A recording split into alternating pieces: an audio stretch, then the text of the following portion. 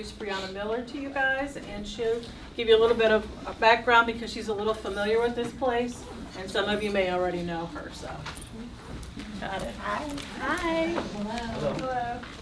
So, just a couple first things is, this is actually the second one of these kind of talks that I did. The first one I did over at Ohio State a couple weeks ago for a group of architecture students or city planners, and they wanted to learn more about neurodiversity and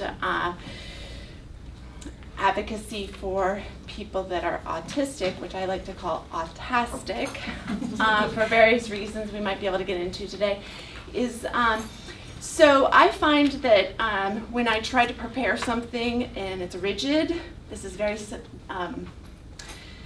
apropos for people with Asperger's such as myself, is that then I get frustrated because I'll like slip up a little bit and then it won't work, and then I kind of just turn into somebody else.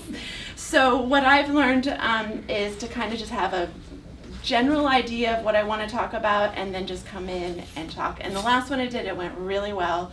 And so I'm kind of, you guys are kind of a guinea pig group too, for me to be able to see how that goes this second time. Some of the other presentations that I've done for other things have worked out similarly. So hopefully this will go okay. But thank you for your patience with all of that. Also, as you can see, someone here is here recording for me. There's a couple of reasons for that. The first one is I'm connected to a lot of different people in the autistic advocacy and around the world and around the country, and a lot of people, when I mentioned I was going to go speak at Ohio State, they all wanted me to record it and they wanted to hear it. And it just didn't work out that we could do it that time, and so luckily Terry's able to be here today, so I hope that it's all okay with you. There's a lot of people that want to hear about what I'm doing because a lot of the things that I'm doing is so new in the field as well. That's the first reason. The second reason is more personal to me, and it also is very apropos in terms of autistic people or people with Asperger's such as myself. For me, I have what I call a video memory. Everything that I experience is like in my mind like a video library. And so like later after I leave here, I can pull it up in my mind, and as I'm driving home, and I'll just like watch it in the back of my mind. Or like if I'm at home, anytime, I can just watch everything all over again. The difference though is that when you're watching something on TV, you're out here and you're watching it happen. For me, when I pull that up in my mind, I'm feeling it all over again. It's like a 360 experience all over again, which is great in some ways. Of course, you can see how great that is. In other ways, of course, like when you're like, when I was 20-something, I went through a car accident, and you're experiencing that over and over again, like you're living it, it's a little bit different. But with that being said, what's nice about some things, to be able to video or to even audio record some things, I can listen to it or watch something later from a third person's perspective, and I can actually kind of try to get out of it and understand and comprehend more of what's going on. So it's kind of an accommodation for me as well, but it all blends nicely. So again, I thank you guys all for that. So a little bit about me and my background.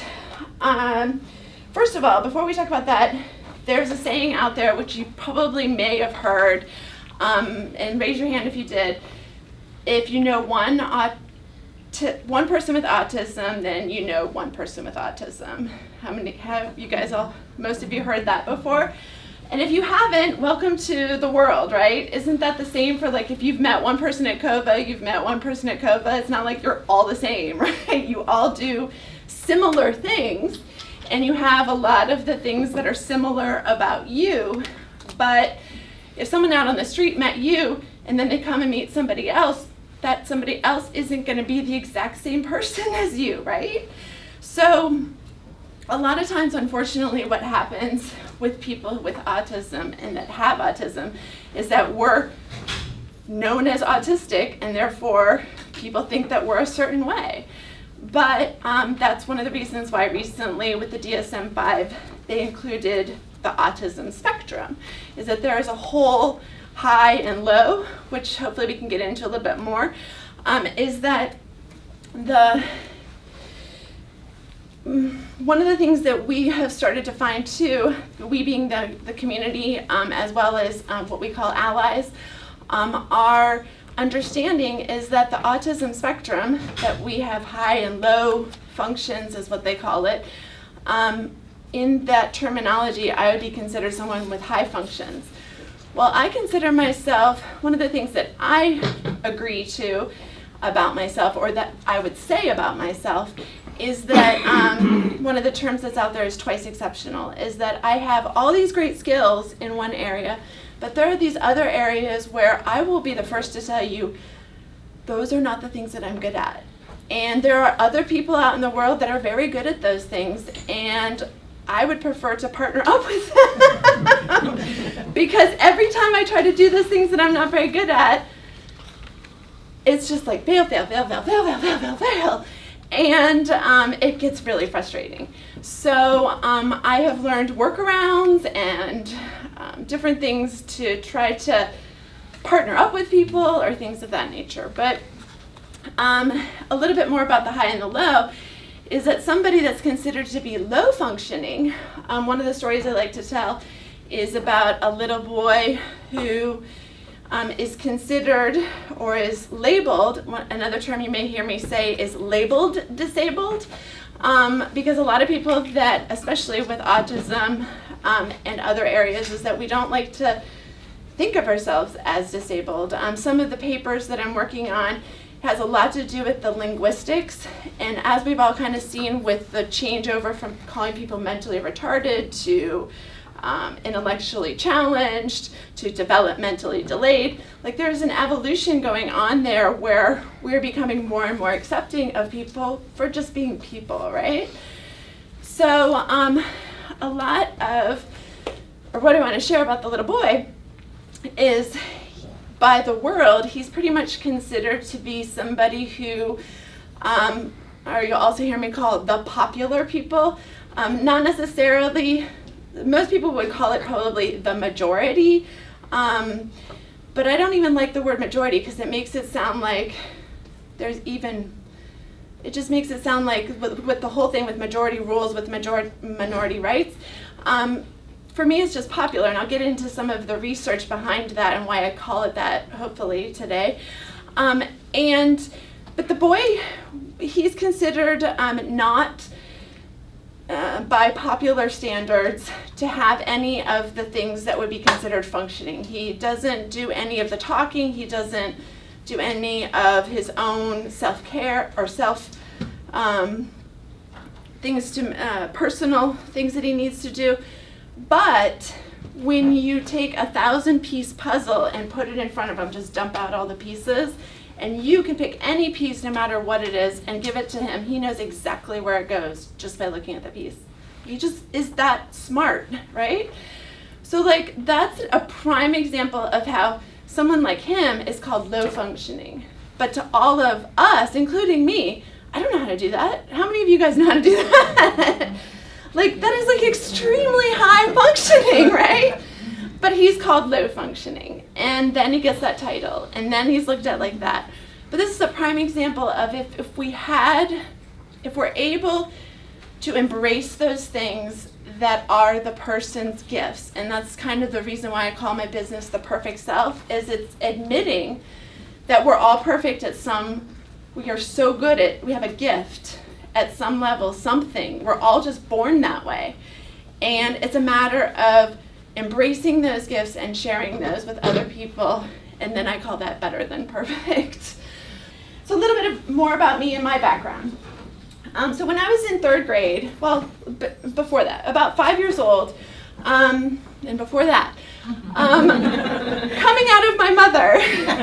So in the delivery room, the guy, the doctor, my mom's OBGYN, whatever, says, or my mom says, as she's giving birth to me, she's like, "What's that noise? What's going on?" They're like, "She's talking." And I guess I was talking when I was being born. And so the joke in our family is that I've never shut up since. And That in and of itself, for autistic people and even Asperger's people, a statistic that you should probably also know is 4 to 1 girls are diagnosed autistic, only 1 per every 4 boys. Because there's a lot of research that I'm working on right now too, is that I think they call it phenotype, and the DSM is really built on the male characteristics of autism and especially Asperger's, but really the whole thing now that they've blended it.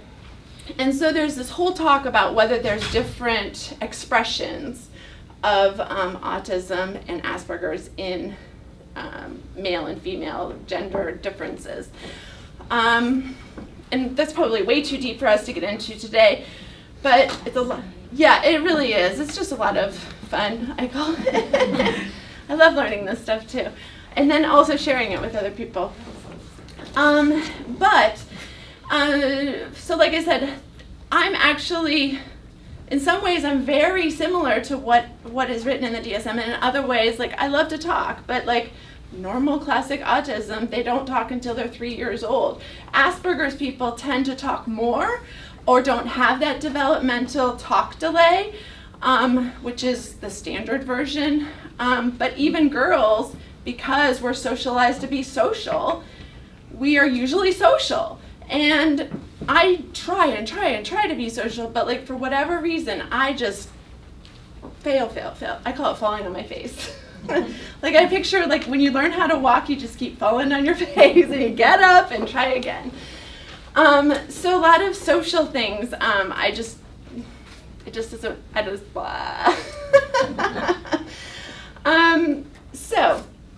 That starts there. 5 years old then, I kind of thought to myself, ooh, I have all these different goals that I want to do. One was live in the Capitol, because I saw When a Bill Becomes a Law. I don't know how many of you guys know about Schoolhouse Rock. Yes, I am that age. So I saw that when I was about 4 or 5, and I was like, yes, I want to go change the world and be a bill and sitting on Capitol Hill and make all these fun things happen. And so fast forward, I actually did my undergrad in Washington, D.C., and in high school, I was a part of the debate team. And so I'm very logical minded like that, which is also extremely normal for Asperger's people as well. While I was in DC, I was also trained by the CIA how to psychologically profile world leaders. So this is another one of those like crazy astronomical skills that I have that like you don't meet everybody every day who has that kind of training. But at the same time, like I don't do normal things, or I fail at normal things, or as my friend and I like to say, we fail at being human. In a really fun sort of way. I say a lot, and I'm trying to work on that. So there's 2 videos that I'd like to share with you. One is by an autistic girl. She is really autistic. She does this video series called Ask an Autistic. And she does, like, people email her in questions, and she will explain things. And she has this really good video that I'd like to share with you. It's about how to be an ally with autistic people. And she really does a good job of explaining from our perspective how to connect with us. The one key, just in case you don't get to watch it, and they say this a lot in the trainings, not just hers, but other ones I'm going to reference, is presumed competence. Is the biggest, most difficult thing I have seen from people. Another term that you guys should probably become aware of is neurotypical. How many of you guys heard that? So neurotypical is the word that the autistic, neurodivergent, as I call myself, or I identify, is that we diverge from the popular crowd, so to speak, is that we kind of think outside the box, different things like that. Neurotypical is, I don't like to say it a lot because I don't like to get into those, you're this, I'm this, blah, blah, blah. Like, to me, that seems so high school stuff that I don't like, and that creates all the problems for me in the first place. I don't want to be a part of it. But it is a word out there that some people, and some autistic people especially, really cling to and be like, oh, you're neurotypical, so therefore you're this way. I try to be more of a bridging kind of person, and so that's one of the reasons why I'm able to do what I do. I'm developing a program which I'm calling Diagnosed and Agreed. One of the reasons why is because, for one of the examples that we give in our community as well, is that it'd be like a white person being a professor and saying, I'm a Black life expert, and come to me, and even though you're African American or Black, I'm going to teach you how to be a Black person. Like, huh? That doesn't even make any sense. Like, there is a place in the world for, like, maybe you could, the person could, like, explain how to bridge or something, right? Or be an expert in that kind of stuff. But, like, for us, people who do not identify as autistic and who do not identify as neurodivergent, to say, I'm an expert of me. Those other people are experts of me? Wait a minute. I feel like there's something wrong there. So what we're building a lot of the neurodiversity movement on is very similar to what the LGBTQ, there's so many letters now, ABCs of the world have built it on, is that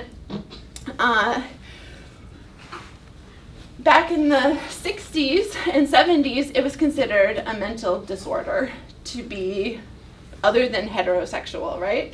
Anything else was wrong, and they would try to convince you in therapy to be heterosexual. So what I'm also developing with the neurodiversity movement is something that I'm calling brain orientations, which we can all admit in this room that we all develop differently. We all develop preferences differently. We all develop from our cultural background differently. Guess what? Our brains reflect that. That is where it's all stored, right? We develop our brains differently. So it would make sense that we have different brain orientations. Granted, some of those brains are going to be more similar to other of those brains.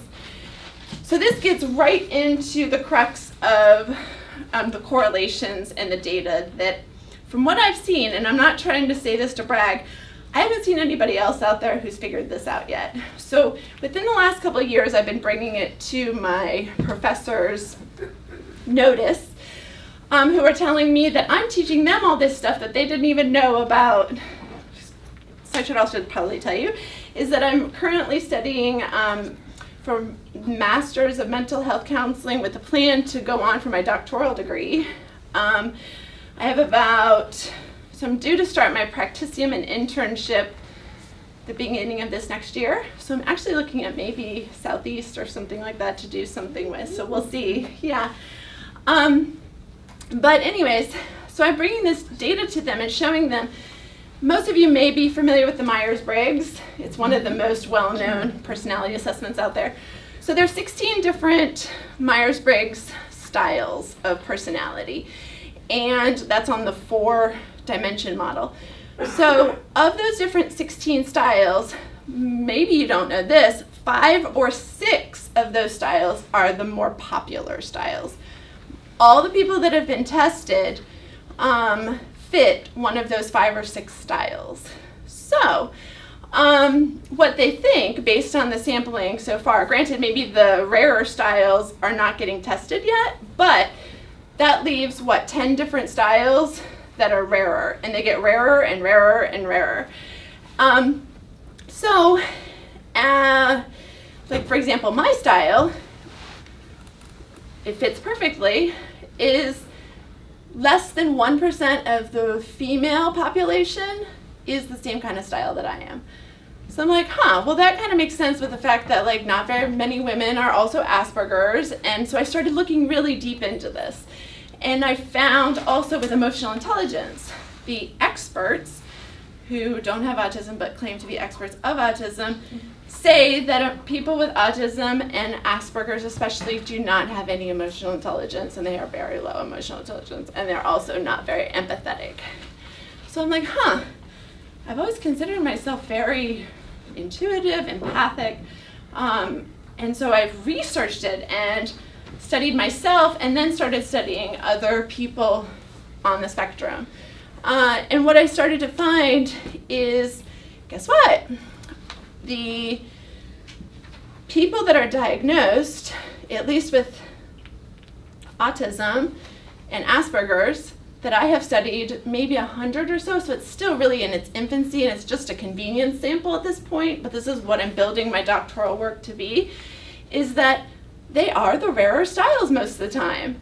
So, based on the Myers-Briggs standards, that we do need introverted and extroverted, we do need sensing and intuitive, we do need thinking and feeling, we do need judging and perceiving.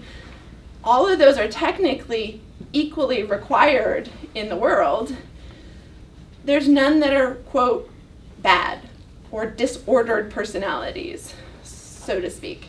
So, what the neurodiversity movement is really all about is accepting people for the fact that we all have a different brain orientation, we all develop differently, and guess what? When someone's not telling you there's something wrong with you because you don't fit into the popular group, you don't have as many emotional and mental problems.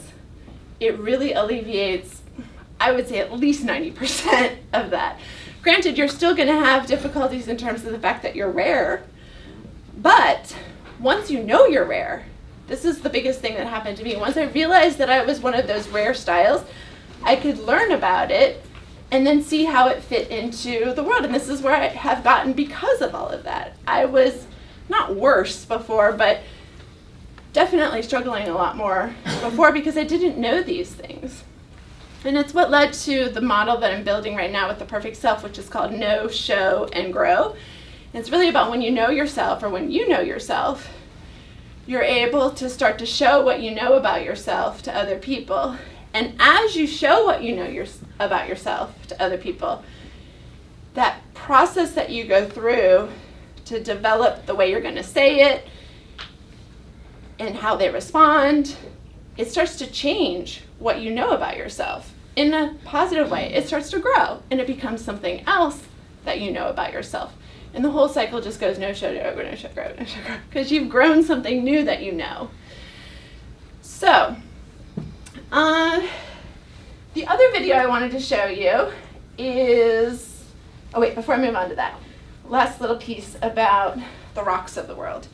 So as I was talking about the rare and the more popular, something that I'm known for by my friends and family and some of the professionals that work with me, they call them Briana-isms. I call them just allegories or analogies, metaphors. I'm really good at thinking those things out to explain to people.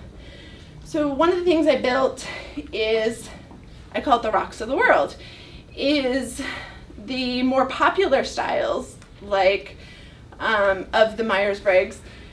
I call those the granite and limestone people. So if you think about the world, the earth, the most kind of rock that's in the world, I've looked this up to figure it out, is that it's granite and limestone. That's the kind of rock that is, there's more of that kind of rock than any other kind of rocks in the world.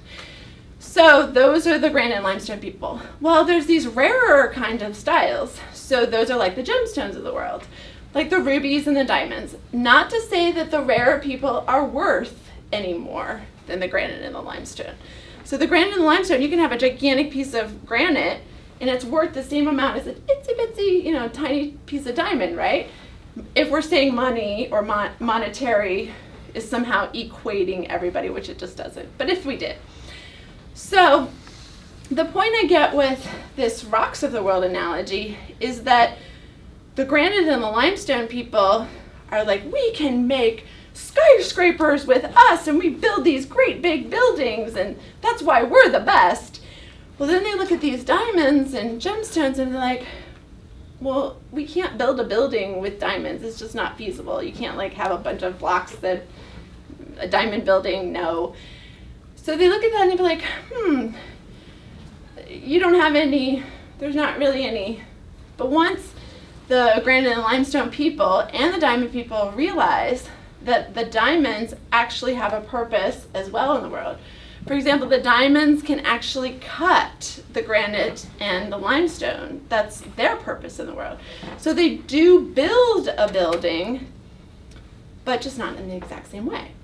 And that really boils down to the crux of a lot of how autistic or autastic people work in the world. Now, the neurodiversity movement is also not just about autism and autastics, neurodivergence, etc.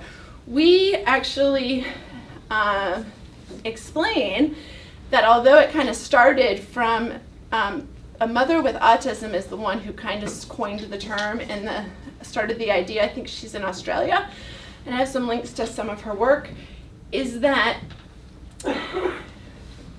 the whole idea is that ADHD, bipolar, schizophrenia, all the neurocognitive styles.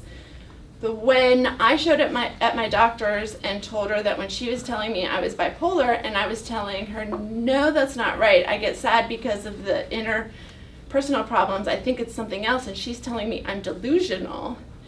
And that when I'm telling her that I'm going to be able to do all these different things, and she's telling me that's grandiose, I'm like, okay,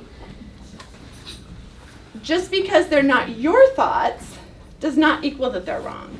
And that's really a lot about what the neurocognitive styles and embracing people's differences and brain orientations is really all about. Thank God, more like we are embracing people's different sexual orientations. So if you're heterosexual, you don't have to become homosexual to respect that a friend or your neighbor is homosexual. People have luckily begun to comprehend that, right? It's very much the same with people's brain orientations and neurocognitive styles. Unfortunately, fortunately, especially in today's political environment, it can be actually the same as people's political thoughts and styles, is that if your neighbor thinks whatever your neighbor thinks that you completely do not practice, you can still respect the fact that your neighbor does whatever it is that your neighbor does. The way I say it is where I draw the line of what could be considered going too far is when somebody is stepping on somebody's foot. That's how I call it, stepping on somebody's foot purposefully. So like when you know it's wrong to step on somebody's foot, you go step on somebody's foot. Okay, you wouldn't do that, and like maybe that's not right of your neighbor to like come over and step on your foot, so to speak. That's when it becomes a little bit dicey or legal difficulties. So I told you about the ally video. The other video I wanted to show you talks a little bit about my personal journey. It's actually not my personal journey, but there's a new show coming out on ABC. It actually starts on Monday. And I don't know if any of you guys also have Netflix or if you heard about the show called Atypical. A lot of my neurodivergent and autism friends talk a lot about that. I've only watched a few of the episodes because I'm so busy with all this other stuff, but it is really quite hilarious. And it does talk, it's of course another boy. I can't wait until they do a girl version of autism or even Asperger's. But the new show that's coming out is called The Good Doctor. And I don't know if you've seen, so he's talking about how he is autistic or Asperger's, and he's a surgeon and he sees everything differently. It is so, okay, so when I saw that preview for the first time, I literally cried. And I posted it on my Facebook and said, 2 years ago, this is what I was actually going through, literally, and I felt like my life was a TV drama. I was like, if someone could be here doing some sort of reality television with me, this would just sell crazily. And then this show comes out, and I was like, wow, this is exactly what was going on. So I still want to leave a little bit more time for questions and stuff. What do we have until? 9:30 or 9:15, or are we almost done? Right around 9:15, 9:30. Okay, so I'll hurry up and speed through this. Is a couple of years ago, I've been working with COVA and you guys for quite some time, which has been great. But then the last time I worked with BVR, we got me set up with Greenleaf because they said that they had this customized program, and I was like, customized? That most of my whole life has to be customized to work with me. So we tried over there, and it was good for a while. And what I did with COVA is it seemed like coming through, we would always like place me in a job. We didn't really place me in a job. To be quite frankly, I found my own job, and then somebody kind of supported me or was able to talk with me about what was going on, which was all great. But what would end up happening is, because I'm very, the way everyone else describes it, black and white in terms of ethics and those kind of things, I would talk at my job about how, ooh, this doesn't seem legal, and that doesn't seem right, and what can we do to keep us from getting into trouble, right? And so when I would voice those concerns, whoever's in charge doesn't like to look at the things that they might be able to get in trouble about, even if I'm suggesting in a way that we can avoid a lawsuit. So fast forward, few times I was let go from jobs because I was vocalizing some of those things. But in every single time, I would ask for unemployment because I was let go, and the company would deny it and say that there was somehow something wrong with me. I would appeal that to the state and say, no, it wasn't that there was something wrong with me, it was because I was voicing that there might be something illegal going on. And then the state would say, okay, you're right, we'll give you unemployment because it's obviously not your fault. So that happened many times. So finally, when they decided to put me into Greenleaf, it was like, let's build a job with your great skills, which I'm like, this is what I thought job development was for the past 10 years, is that we were gonna build something that would maximize what I'm really good at and minimize or get accommodations for the stuff I'm not. Isn't that kind of what you guys all think you might probably do most of the time? So that's what we went on to go about doing. As we were doing that, we figured out, oh, I know all this stuff about autism and about being able to work with families and about people and how to embrace your gifts, and I can see these things in weird different ways that most people don't see them, and then I can explain them to people, and they shift, their life becomes something else, or not something else, but they look at their life in a more positive way. And so we started to talk about how it would be like a life coach sort of thing. We got so far, and then the state turns on me completely after I've divulged everything that I'm not necessarily very good at, but that I also am very good at, turns around and says, remember all those things you said you're not very good at? Those are the limitations of your disability. And we don't think you're going to be able to be successful at being a coach or a counselor or anything because you expect people to agree with you. I was like, it's not that I expect, and it's not even that I think I want them to agree with me.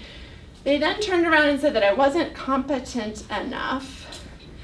Very similar to the good doctor who's there, this whole group is in the hospital saying, this doesn't sound like a surgeon, he can't be a surgeon, he has autism, blah, blah, blah. They kept on going on about how this is the way it is for people with autism, and you can't be a counselor because you have autism. Those aren't the same thing. It's very similar to what this Good Doctor show is about. The last thing I'm going to leave you with is the other thing that came from this, and that's developed in the last year, which I'd love to get. This is, again, the second time I've talked about this, so I've kind of condensed as much as I can. So maybe some other time we can do some more stuff. But this thing I'm calling CAST, which is Counselor Annie Sullivan Test. And it really developed based on the counselor supervisor that I had over there. Is that I was like, in the hearing on the legal record, we have her telling me, when I was explaining to her about neurodiversity and saying, do you know what neurodiversity is? Do you know what neuroplasticity is? She flat out said no. And I'm like, well, this is what I would be teaching people about. And you don't know what it is, but you're telling me I'm not competent enough to teach other people about it. I was like, did you realize you can learn those things from me? Flat out, she said, I wouldn't learn those things from you. As if there's like something wrong with me. And I was like, how is that respectful? And she kept on thinking that I was somehow disrespecting her. And so, to be completely vulnerable, that's one of my major pattern issues that I am attempting to solve right now, is when it happens over and over in my life, is that when something's going on, whoever it is accusing me of doing what it is that they're doing. Like, she was accusing me of not being competent. So I looked up, I'm all about linguistics and definitions of words and etymology. I looked up competency. Competency comes from the Latin root competencia, which is meet and agree. I'm meeting and agreeing with her that she's able to be a counselor of me and somehow support me. But when I come to her and say, this is the A, B, and C about me that I am good at, she would say, no, no, no, no, these are not your qualities that you have. I'm like, who's not being competent of who? Who's accusing who of not being competent? So there's other times I have a whole list of these patterns where people will accuse me of supposedly doing what it is. One of the most recent, this guy's accusing me of doing something which he turns around in the next sentence, admits he is doing, but still accuses me of doing what it is that he's doing. And yeah, it just doesn't make any sense to me. And so being that black and white person, and another thing that autistic and Asperger's people get accused of is that we just tell it like it is. We don't play these random stupid games, stupid games, whatever they are. Say one thing, really do something else, and how that's supposed to be the popular way to do it, that doesn't make any sense to us. We're like, we just do what we do. We don't like do some around the, although I do go around in circles to figure things out, it's purposeful. And so I'm not saying that other people or the popular people are wrong. I don't want to make it sound like that at all. I'm sure it's just a different way. But really figuring out a way where we can both comprehend each other, work well together, and appreciate each other's gifts is really what it boils down to. So I'm going to try to stop talking, which is one of my new phrases, and open it up for any questions. I know I've kind of run kind of long. So if you guys have, yeah. I'm just curious, when you mentioned the gender differences in diagnosis, is Yeah. that because the folks, when they're approaching either a pediatrician or whomever in the medical field, that it's already set in their mind that this is a boy, this is a girl, and the testing standards might be a little different? Yeah. Because I know with heart disease and some other things, they look at women differently, symptomology. Yeah. So is it the same? It's very similar. So also, this is a whole thing that's going through the medical community right now too, about how women are a lot different, and it's kind of newer, and it's becoming less new, but within the last 10 years, people are like, oh, women are a little bit different than men in all medical ways. So yes, what you're saying is very true, and a paper I just finished up on talks about the ADOS, A-D-O-S, which is one of the gold standards for testing for autism, and they're talking about doing different modifications to understand how girls express in certain areas that it tests. And I have the link to some of those articles too if you're interested in learning more about it. But it is exactly what you're saying, is that it's just the way it's been built. And no offense to the guys in the room, but guys have been figuring out about guys from a guy's perspective for years and years and years. And I've actually studied all of that at an etymology root too, but I won't get into all of that. But that's exactly what it is. It's also about more girls becoming diagnosed, or not even diagnosed, degreed to study the girls, and because we know us. It's like a boy trying to be an expert of a girl. Yes, they have a certain perspective at some level, but they're just not a girl. There's certain things that we know about ourselves. So, yeah. And feel free to have anybody reach out to me afterwards. I'm really open. Sometimes it takes me a while to get back to people, but I always do. That I've never learned so much from any all staff meeting ever. I really am glad that you came today.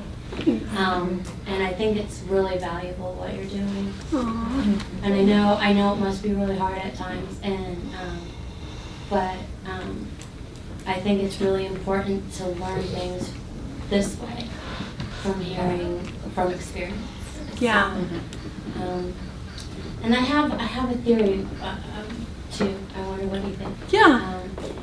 I know people who have are on the spectrum often get this thing with empathy of people not being able to understand where there's no empathy. But I have this theory that it might be that someone who's neurodivergent is actually so sensitive that they have a little bit of a wall up for dealing with emotion because they're so sensitive. Yeah. Yeah. I don't know. No, I hear exactly what you're saying because that's actually a lot of what we talk about in our, there's like closed Facebook groups for just autistic people, right? And we talk about how we feel so much more, and I don't like the more because I feel like the neurotypical people feel just as much as we do. I feel, that's my personal view. But yeah, I think that possibly our defense mechanism or our way of handling that then is to just, I think they would call it then shut down, is that we just would not deal with it then or appear like we're not dealing with it. Or Deal with it quietly. yes, Yeah. yeah.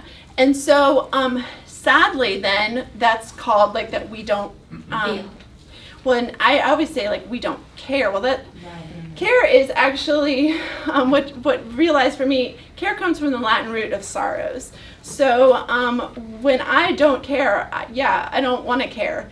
But that's a whole nother, like this is a big part of my work is realizing that a lot of these words and these thoughts and these phrases, the reason I call them red flags or poison words or thoughts, sometimes those words, the fact that we're practicing that word is actually what's creating the problem among us. And this was actually a big part of when I was talking about my work back with the state, is that I really wanted to work with people on the different versions of what we think each of these words are. Because most of the time we go into a room and we'll say a word, whatever word it is, and we think that whatever we think is what the other person thinks also.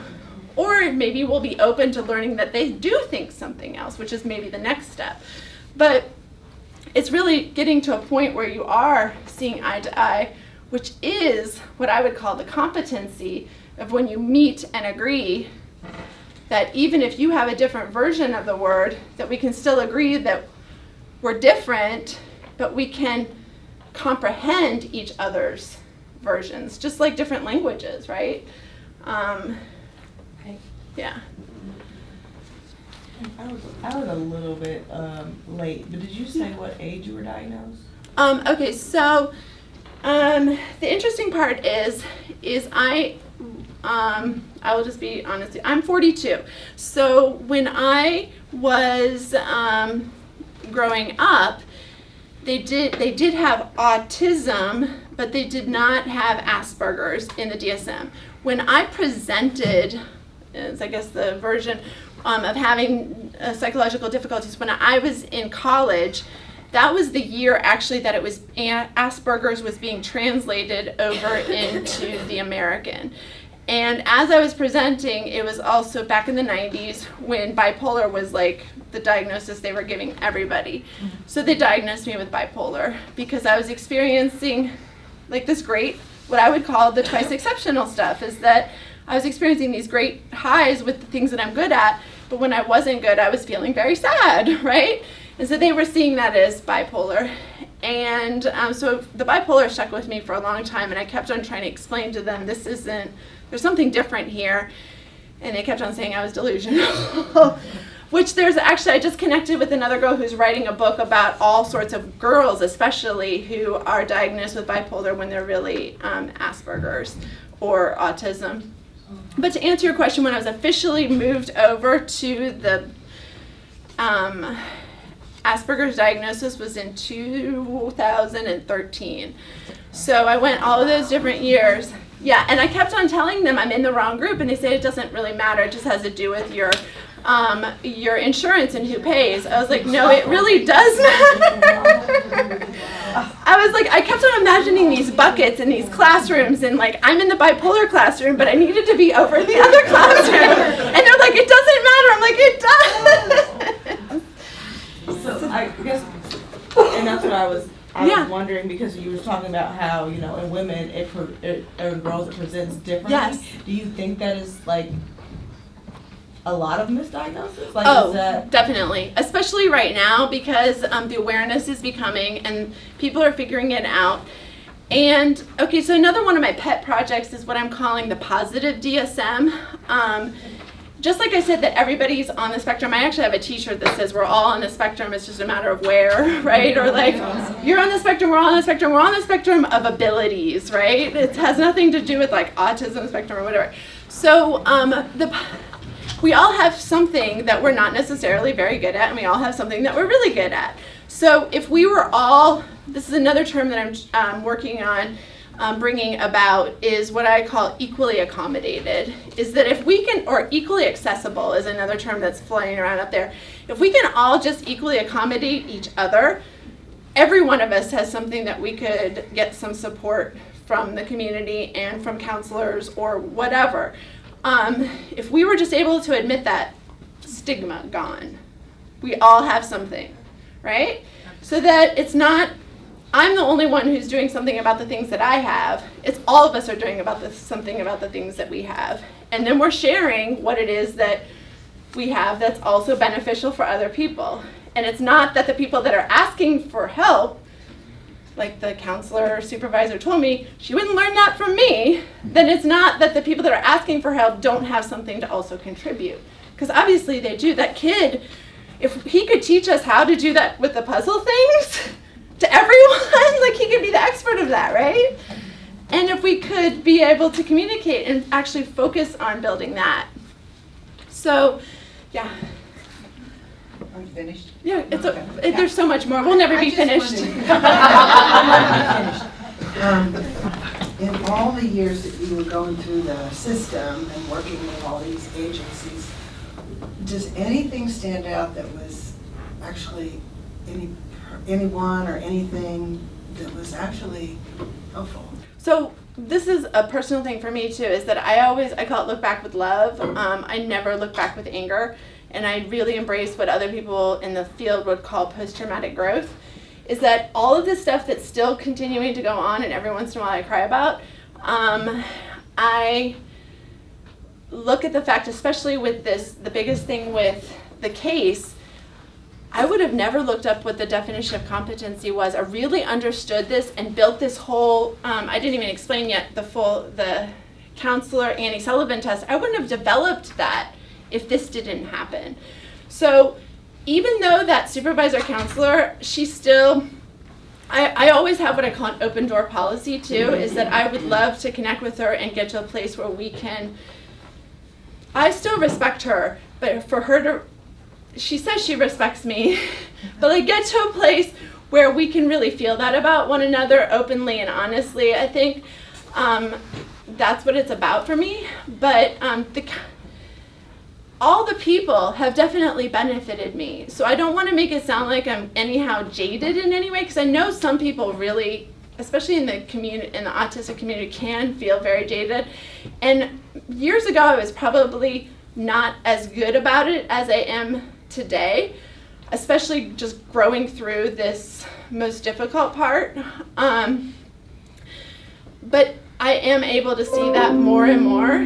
I wouldn't say so that there would be like one person, but I do know here at COVA, she's no longer here, but she was integral in getting me my autism diagnosis, or Asperger's diagnosis.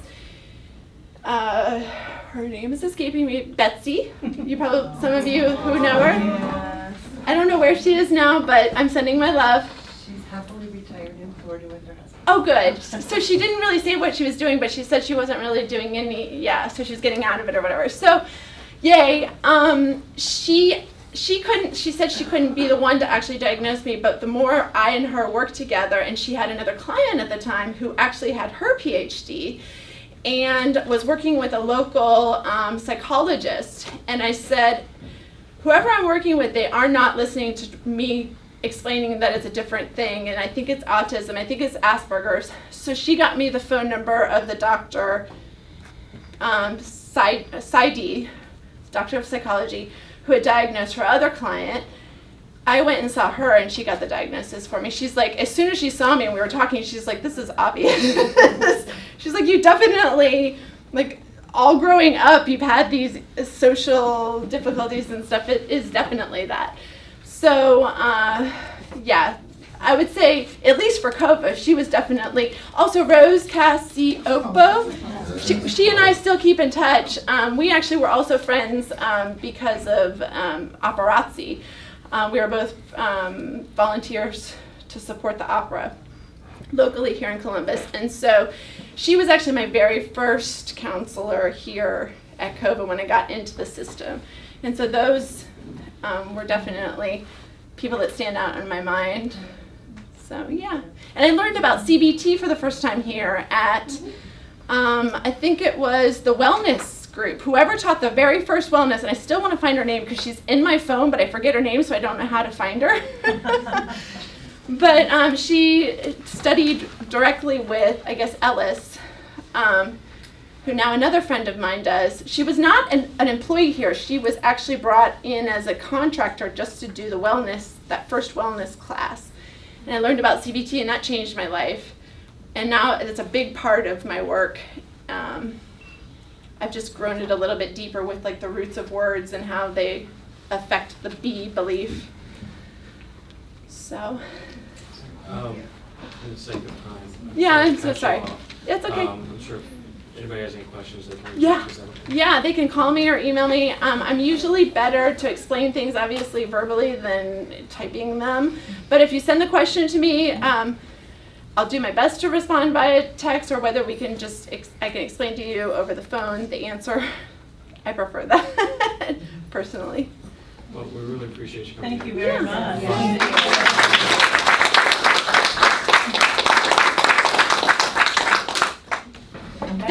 Yeah. Oh, yeah. So something that we found out about at Adam Age Board is that they have different grants that people can do. I didn't even talk about some of the EQ work that I do. What I had originally started talking to Lisa about months ago now was maybe teaching or training you guys about emotional intelligence, and then maybe we could get the grant from Adam H4 to do some of that, and then also you can teach and train your clients about emotional intelligence too. And it's really back to that awareness, the NoShow Grow. Once you know what your emotional intelligence is, what's different about IQ and EQ is that once you know where you are, you can change it and grow it. And that's really the first step of growing it. Super. Thank you. Yeah, Thank you. yeah. Thanks. Thank you Thank very you so much much. for, you guys have been a great guinea pig audience.